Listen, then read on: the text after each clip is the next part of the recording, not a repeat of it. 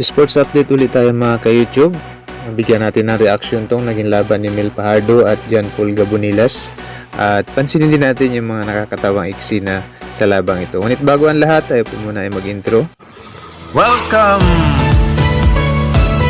to Romis Update Channel. Ladies and gentlemen, introducing ang angas ng Cebu! Mali ba pandinig ko? Pakinggan na natin ulit. Ang angas ng Cebu! Mel Fajardo! So tama nga pala yung pandinig ko. Pati yata si Mel nahiya na magpakilala. Tuwan-tuwa yung kasama niya.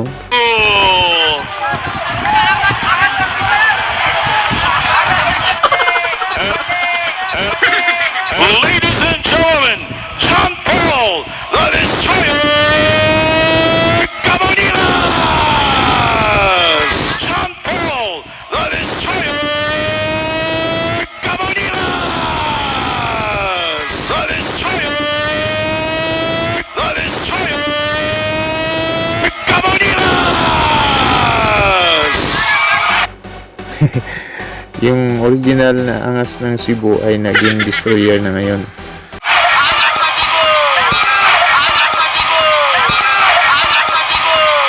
Well, objective tayo mga ka-YouTube. John Paul Gabonilas, 10 wins, 7 knockout, 1 lose, 0 draw. Si Mel Fajardo, 10 wins, 9 knockout, 1 lose, 2 draw. So narito na po yung kanila naging laban. Tingnan natin the power of Fajardo or the speed of Gabonilas.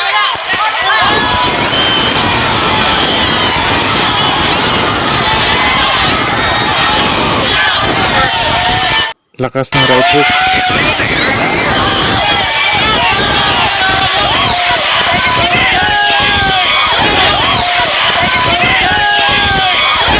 Grogi talaga yung tama dito ni John Paul mga ka-YouTube.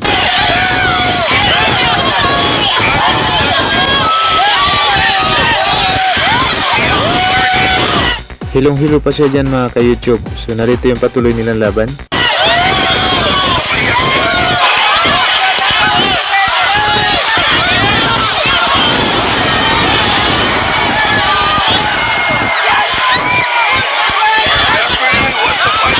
Yan po yung pangalawang bagsak ni John Paul mga ka-YouTube. At kung atin pong papansinin, gumamit siya ng oras dyan para hindi siya mabilangan agad.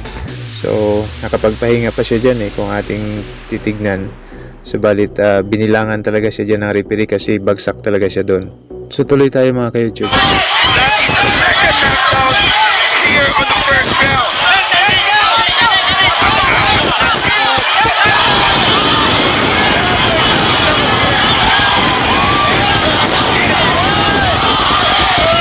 Sa pagkakataong ito mga ka-YouTube, lip hook na naman po yung tumama kay John Paul na yun na yung naging dahilan para itigil na na-referee yung laro kasi hindi niya nakakayanin. The winner by TKO victory, ladies and gentlemen, the silent assassin, Mel Fajardo!